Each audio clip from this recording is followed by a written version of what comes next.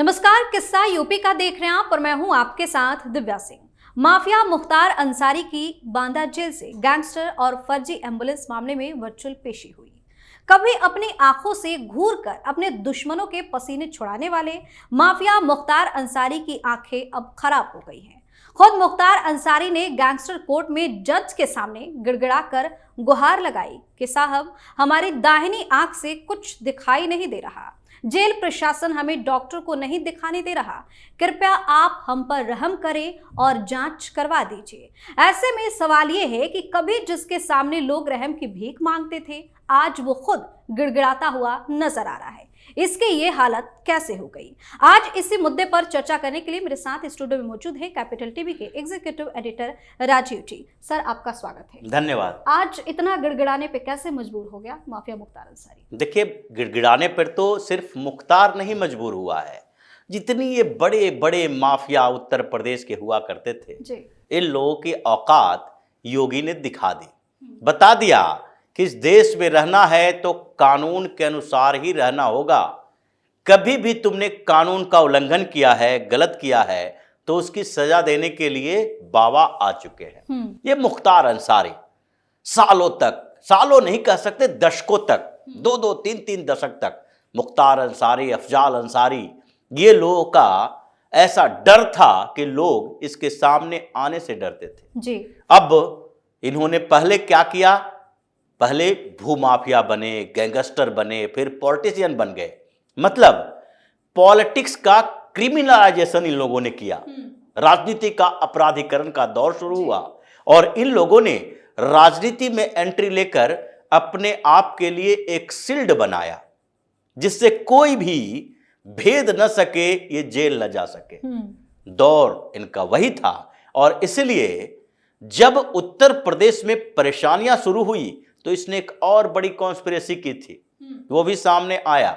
मामला बाद में सामने आया। ये बांदा जेल से जो पंजाब गया था, ये मुख्तार अंसारी का यूपी एस्केप प्लान था कि उत्तर प्रदेश में रहेंगे तो 2-4 साल में ऐसे ही मर जाएंगे, जेल के अंदर भी रहे तो योगी की जरूरत नहीं है ये कहने के लिए कि बाहर निकलोगे तो गाड़ी पलट जाएगी, इनकाउंटर हो जाएगा।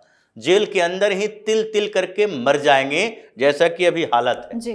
कह रहा है कि हम अंधा हो गए हैं, आंख से दिखाई नहीं पड़ रहा, जेल प्रशासन हमें इलाज के लिए नहीं कह रहा, इलाज की सुविधाएं नहीं दे रहा।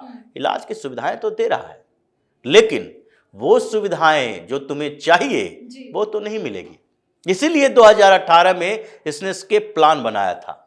17 में सरकार बदली उत्तर प्रदेश की और ये बांदा जेल में था उस समय। और उसके बाद साल के अंदर इसको लगने लगा कि अगर यहां पर 2-4 साल रहे तो ऐसे ही मर जाएंगे।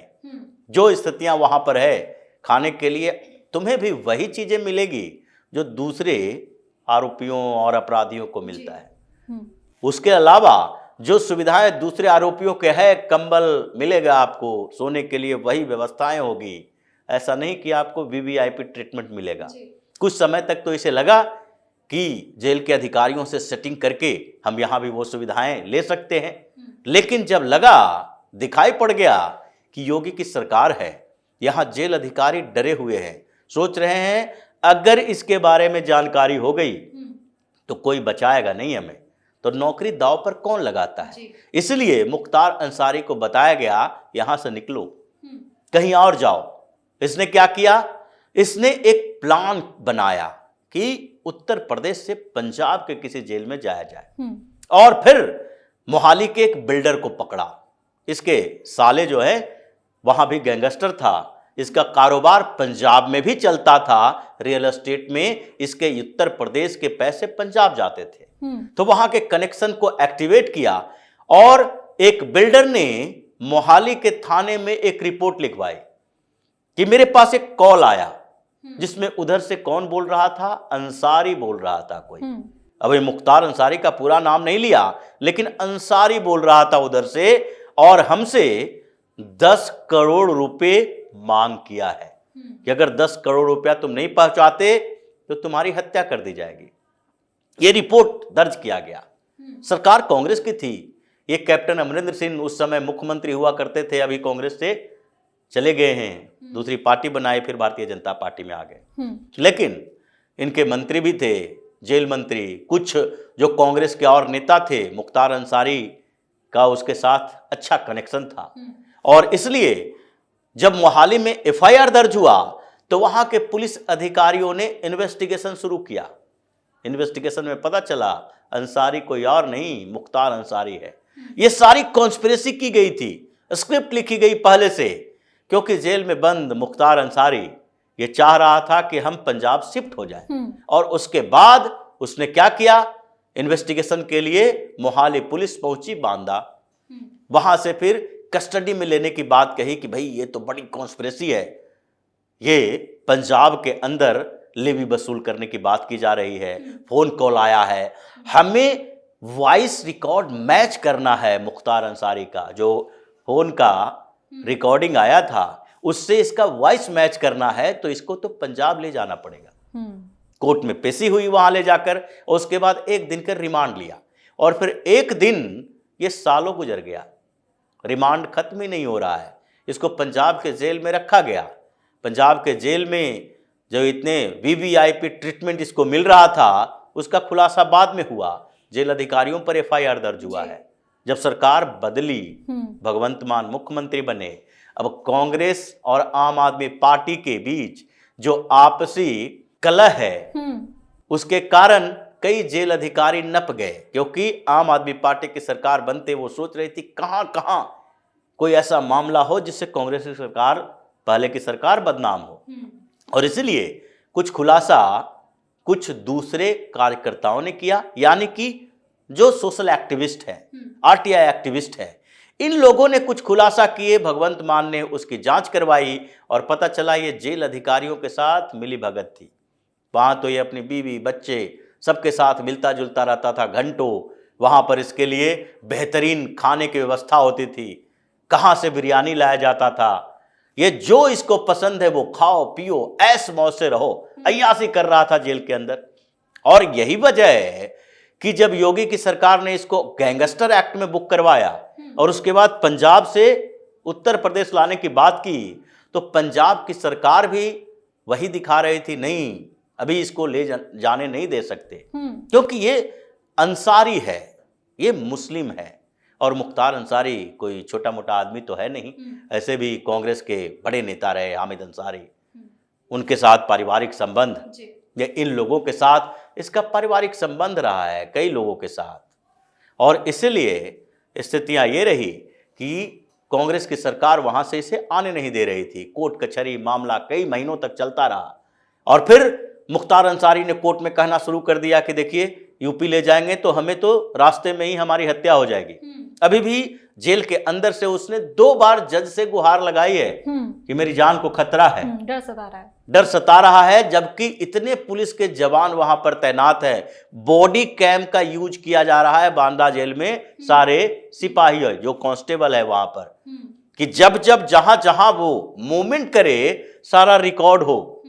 ऐसा नहीं कि आप जाके अंदर किसी को टॉर्चर कर रहे हैं, ये ऐसा नहीं है कि गलत तरीके से इन लोगों को के साथ दुर्व्यवहार किया जा रहा है। मुख्तार अंसारी की तरफ से यह भी मांग की गई थी कि जहां पे बीजेपी की सरकार ना हो हमको वहां पे शिफ्ट कर दिया जाए। हाँ, ये बीजेपी की सरकार से इनको डर था, लेकिन ये कहने की बात है, कोई जो उत्तर प्रदेश में अपराध किया हो या फिर अपराध पंजाब में उसका रजिस्टर्ड हो, उन जगहों को छोड़कर किसी को गुजरात जेल में, किसी को महाराष्ट्र के जेल में कैसे शिफ्ट किया जा सकता है। ये तो एक स्केप प्लान था कि नहीं बीजेपी की सरकार तो पंजाब में भी नहीं है, यहीं रहने दिया जाए, आगे भी जेल के अधिकारियों स्टाफ के साथ सेटिंग है, वैसे ही मजा मारते रहेंगे। लेकिन अब इसकी दुर्दशा हो गई है, दिन खत्म हो चुके हैं, और जिस तरीके से जज के सामने रोते हुए गिड़गिड़ाते हुए मांग कर रहा है कि मोतियाबिंद का इलाज कराने के लिए हमें सुविधाएं दी जाए, तो तुम्हें मोतियाबिंद का इलाज कराने के लिए जेल में डॉक्टर है, आई स्पेशलिस्ट है, जेल के जो हॉस्पिटल है वहां से सुविधाएं दी जाएगी।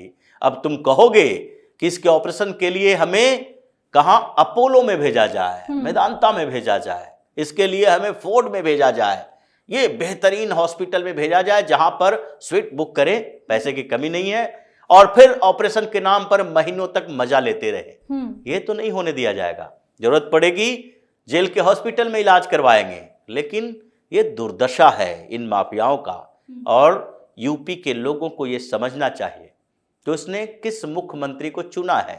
ये गर्व की बात है उत्तर प्रदेश के लिए कि जो इतने बड़े बड़े माफिया कभी खुलेआम घुमा करते थे, आज मौत की भीख मांग रहा है जी। चाह रहा है कि कब मौत आ जाए तो ये कम से कम ये दुख से तो मुक्ति मिल जाए।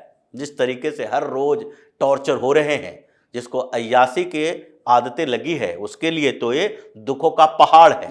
वो एक एक दिन जेल में काटना, पहले तो जेल की तरह नहीं था, फोन की सुविधा, परिवार वाले आ रहे हैं, 2-2 दिन तक रुक रहे हैं, सारे चारपाई लगी हुई है, कांस्टेबल है जो उसको खातिरदारी में लगा हुआ है। आज सही जेल की स्थिति के बारे में उसको पता चल रहा है कि सजा इसको कहते हैं। तो ये मौत की भीख मांग रहा है कि किसी तरीके से मौत आ जाए, इस जहन्नुम वाली जिंदगी से मुक्ति मिल जाए जी। और ये स्थिति योगी ही ला सकते हैं, कोई और नहीं ला सकता। बहुत बहुत धन्यवाद सर तमाम जानकारी। धन्यवाद। तो एक बार फिर से मुख्तार अंसारी जज साहब के सामने रहम की भीख मांगता नजर आया। इससे पहले भी मुख्तार अंसारी ने अपनी जान को खतरा बताया था। उसने जज से कहा था कि जेल में उसकी हत्या करवाई जा सकती है, जिसके बाद उसकी बैरक की सुरक्षा भी बढ़ाने के निर्देश दिए गए थे। किस्सा यूपी का में फिलहाल के लिए इतना ही। अगर आपने अभी तक हमारे चैनल को सब्सक्राइब नहीं किया है तो सब्सक्राइब कर लीजिए, हमारे वीडियो को लाइक कीजिए, शेयर कीजिए, साथ ही हमें कमेंट करके जरूर बताइए कि आपको हमारी खबर कैसी लगी। धन्यवाद।